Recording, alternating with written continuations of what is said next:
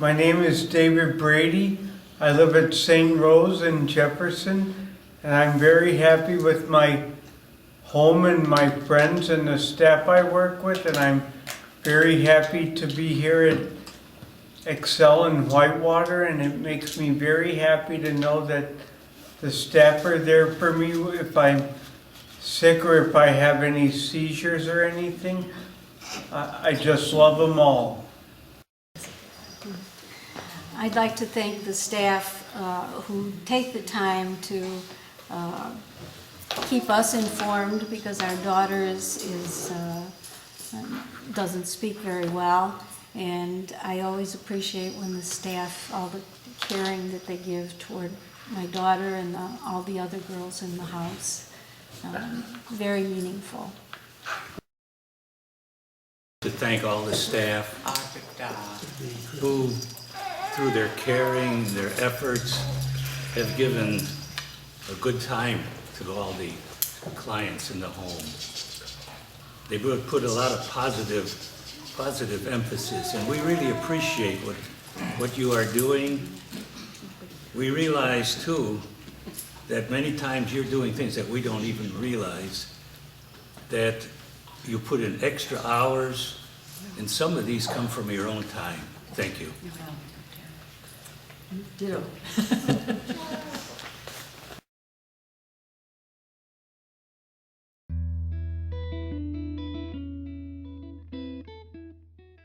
Happy Light Up the Mission Week. Today we are going to consider G as in light. God, giving, generosity, and greatness. God. When the Sisters of St. Francis of Assisi began the work of caring for cognitively challenged persons over 100 years ago in Jefferson, Wisconsin, no one else was doing this. People with mental retardation, or the backwards children, as we found in the archives of St. Coletta's they were called, were locked in closets, often abused, their medical conditions not understood. They were a source of embarrassment and shame to their families. However, these brave women, the sisters, were called by the bishop and were some of the first to locate, clothe, teach, communicate, feed, and treat these individuals with dignity, care, compassion, and friendship. The local people of Jefferson, even the priest, 100 years ago, did not understand, and an historic account explains how the sisters nearly starved their first winter, with no provisions, just a few potatoes among them. Yet with their love for Jesus and believing Jesus was spiritually in all people, especially the poorest people, they tried their best. No one paid the sisters. They had to rely on others to begin this work. Very slowly, they came to be appreciated and loved and educators in this area. God and God's love shown in the life of Jesus Christ was their motive. St. Francis of Assisi, back in his day, did something very similar. He cared for people with the skin disease of leprosy. That was 800 years ago in Italy. He did not know it was contagious, and eventually, with modern understanding of medicine, they think today that he probably contracted leprosy himself, which caused his early death in his 40s. No matter how rich or poor I am, or what religion I might have or not have, how am I personally being called to serve in the spirit of the sisters and follow in the footsteps of the founders of St. Coletta's?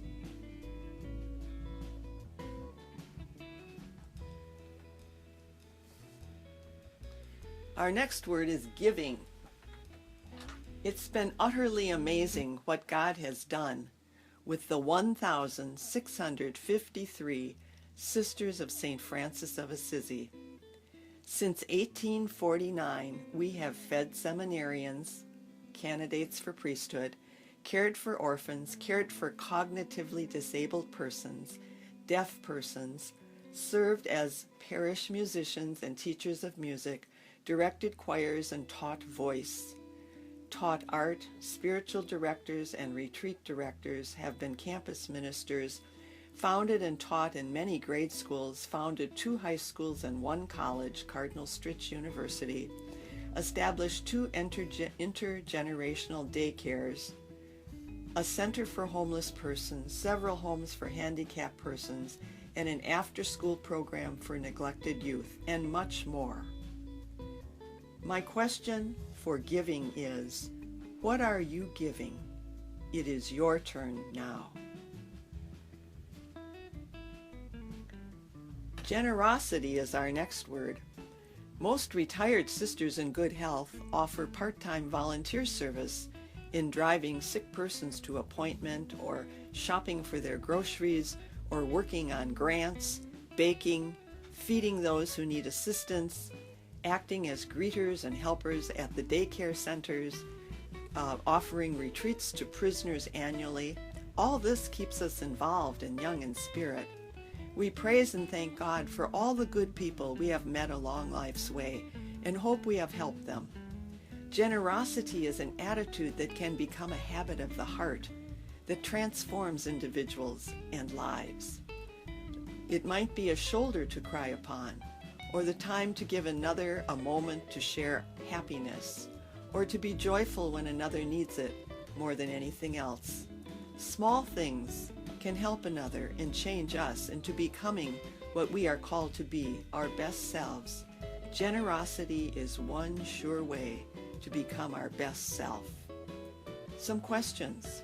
How generous am I with my time and talent? And finally, greatness. For this quality, we return to St. Francis of Assisi, our hero. As a young man, his hope for greatness led him into war. He was imprisoned and ill for some years. During that time of slowing down, he was ready to listen to the Word of God. There he found his heart's desire, Jesus and a new way of life in the Gospels. We consider him truly great, but in a much different way than he first imagined. Do you aspire to greatness?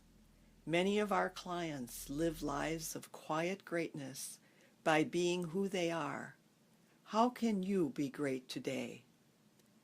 What is false greatness?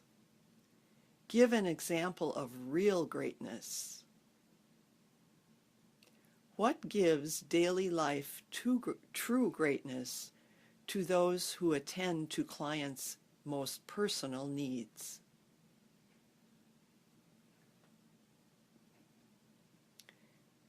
And finally, connected with all these G words, I'm going to offer you just a few words about how to get in touch with the sisters.